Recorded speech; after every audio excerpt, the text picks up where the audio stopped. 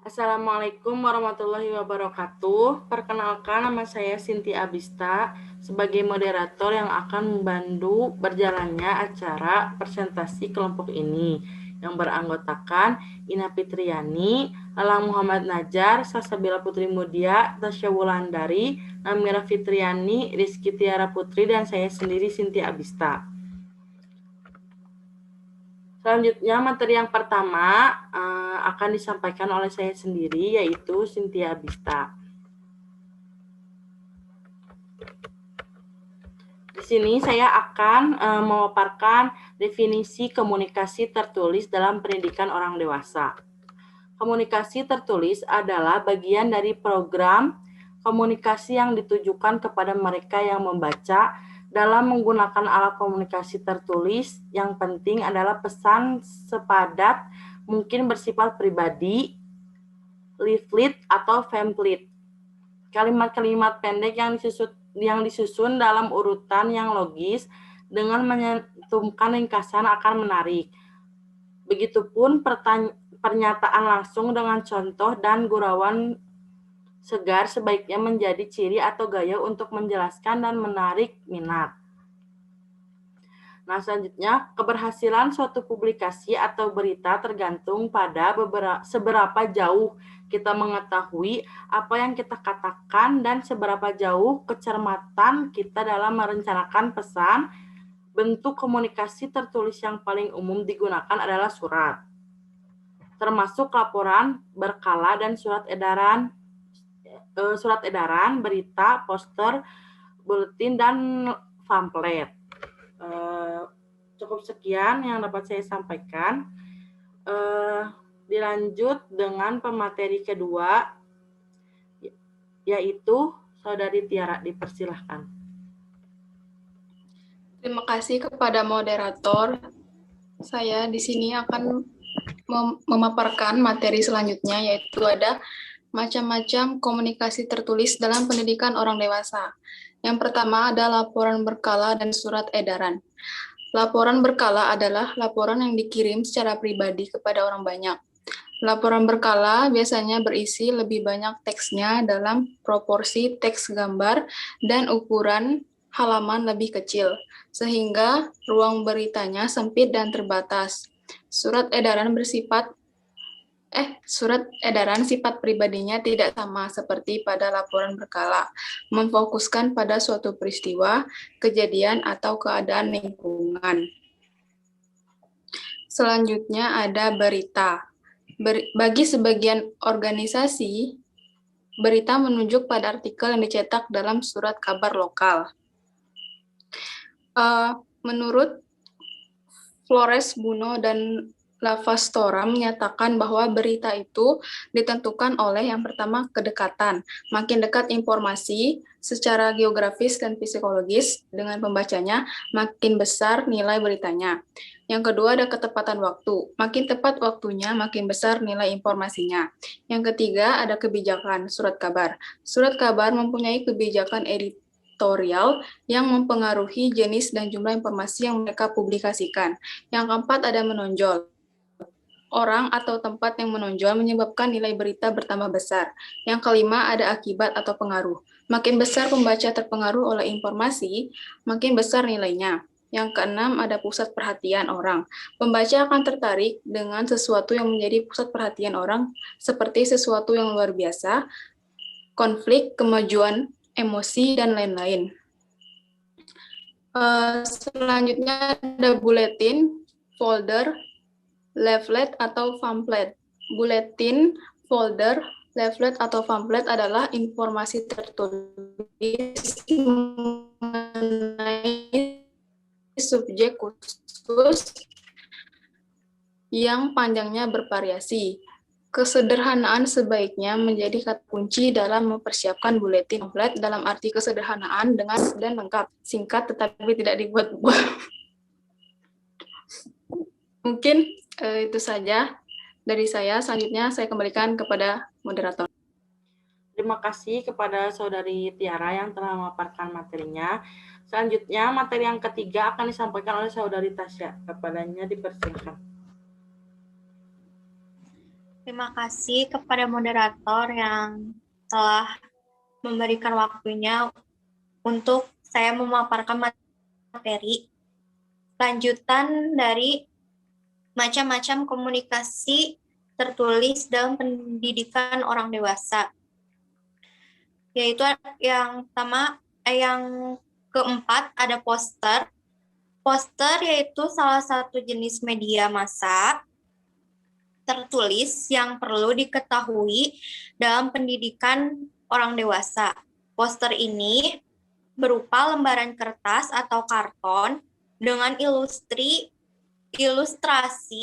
dan biasanya hanya sedikit menggunakan kata-kata.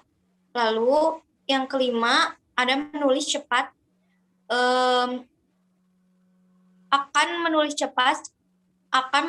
menulis secara cepat jika yang pertama mengetahui pembaca Anda, yang kedua mempunyai tujuan dan kejar tujuan itu, yang ketiga mempunyai rencana dan ikut rencana itu. Lalu yang terakhir ada menulis agar mudah dibaca. Beberapa hal penting yang perlu diperhatikan dalam menulis agar mudah dibaca. Yang pertama ada seperti bercakap-cakap. Yang kedua, gunakan kata-kata yang pendek dan mudah dimengerti. Ketiga, gunakan kata-kata personal. Keempat, gunakan kalimat yang pendek dan bervariasi. Kelima, gunakan paragraf yang pendek. Dan yang terakhir ada susunan kalimat dengan urutan yang logis.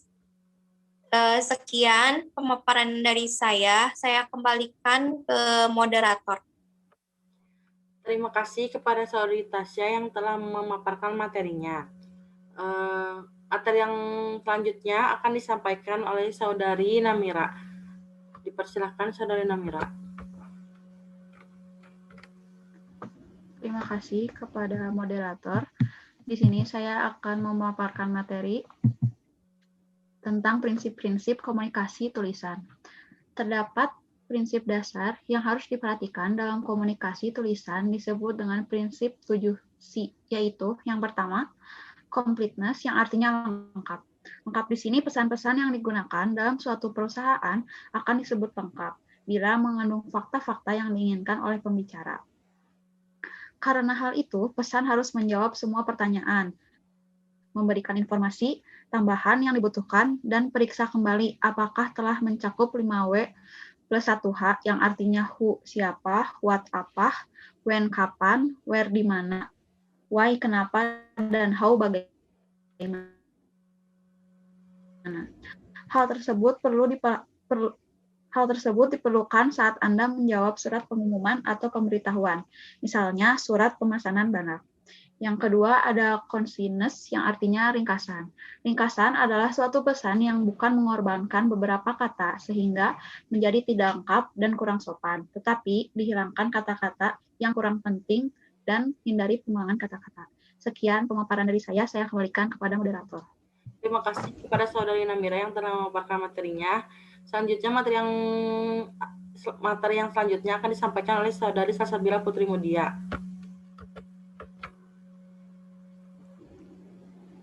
Terima kasih kepada moderator. Saya Salsabila Putri Mudia sebagai pemateri kelima. Saya akan melanjutkan materi sebelumnya. Consideration atau pertimbangan berarti Anda harus benar-benar menyiapkan apa yang akan dituliskan dan coba memahami orang atau pihak lain, apa masalahnya, keinginannya, dan lain-lain. Yang keempat ada concreteness atau konkret. Penulisan yang konkret berarti spesifik, mengandung kepastian, yang gamblang atau jelas, hindari kekaburan dan penulisan secara umum. Untuk itu sebaiknya menggunakan fakta-fakta atau data yang spesifik atau jelas dan lebih baik menggunakan kalimat aktif. Yang kelima ada clarity atau jelas. Pesan yang disampaikan harus benar-benar jelas dan dapat dimengerti oleh pembaca sehingga perlu diperhatikan pemilihan kata-kata yang sering digunakan. Hindari kata-kata asing dan susunan kalimat dan paragraf yang berperaturan. Yang keenam ada courtesy atau sopan. Sopan di sini bukan berarti menggunakan kata-kata maaf, silakan, terima kasih, tetapi yang dimaksud adalah jangan menyinggung perasaan pembaca. Jawablah surat langganan segera, bijaksana, dan untuk tidak menyakiti hati langganan, janganlah terlalu berterus terang kepada masalah yang dihadapi. Yang ketujuh ada correctness atau benar. Yang dimaksud benar adalah menggunakan bahasa yang sesuai dengan level pengetahuan langganan dan gunakan kata akurat, grafik gambar yang menunjang. Sekian pemaparan materi dari saya kembalikan kepada moderator. Terima kasih kepada Saudari Salsabila Putri Mudia yang telah memaparkan materinya. Materi yang selanjutnya akan disampaikan oleh Saudari Ina.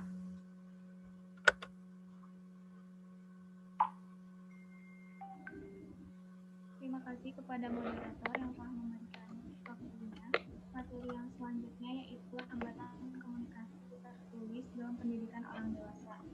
Yaitu yang pertama ada hambatan dari proses komunikasi, yaitu hambatan yang timbul dari ketidakjelasan informasi yang akan disampaikan. Yang kedua ada hambatan fisik, yaitu hambatan yang terjadi akibat ada gangguan cuaca, gangguan sinyal, dan lain sebagainya. Yang ketiga hambatan somatik, yaitu hambatan yang terjadi akibat pemahaman yang sedikit mengenai bahasa dan istilah-istilah asing yang digunakan dalam informasi atau pesan. Yang keempat, ada hambatan psikologi, yaitu hambatan yang berasal dari gangguan kondisi kejiwaan dari si pengirim pesan atau penerima pesan sehingga mengakibatkan informasi tersebut mengalami perubahan. Yang kelima, yaitu ada hambatan manusiawi, yaitu hambatan yang terjadi akibat tingkat emosi manusia yang tidak menentu dalam menyikapi informasi atau pesan. Yang keenam, ada hambatan organisasional, yaitu tingkat hierarki, wewenang, manajerial, dan spesialis, yaitu hambatan yang timbul akibat komunikasi dengan alasan atau bahwa mengalami kendala seperti tingkatan pemahaman terhadap suatu informasi yang berbeda yang mengakibatkan sebuah hambatan. Yang ketujuh yaitu ada hambatan-hambatan antara pribadi, yaitu hambatan yang timbul antara pribadi di dalamnya sebuah organisasi. Biasanya hambatan ini muncul karena adanya salah paham antara pribadi yang menyangkut masalah tugas dan wewenang dari orang yang ada dalam organisasi. Mungkin cukup sekian yang dapat saya sampaikan. Saya kembalikan kepada moderator. Terima kasih kepada Saudari Ina yang telah memaparkan materinya. Selanjutnya, materi yang terakhir akan disampaikan oleh Saudara Lalang Muhammad Najar. Terima kasih kepada moderator. Cara mengatasi hambatan dalam komunikasi. Untuk memecahkan masalah, hambatan tersebut diuraikan mengatasi hambatan komunikasi. Uraikan ada 3. Yang pertama, memberikan umpan balik atau feedback, yaitu memberikan kesempatan pada seseorang untuk menyampaikan informasi dan gagasan sehingga tercipta komunikasi dua arah.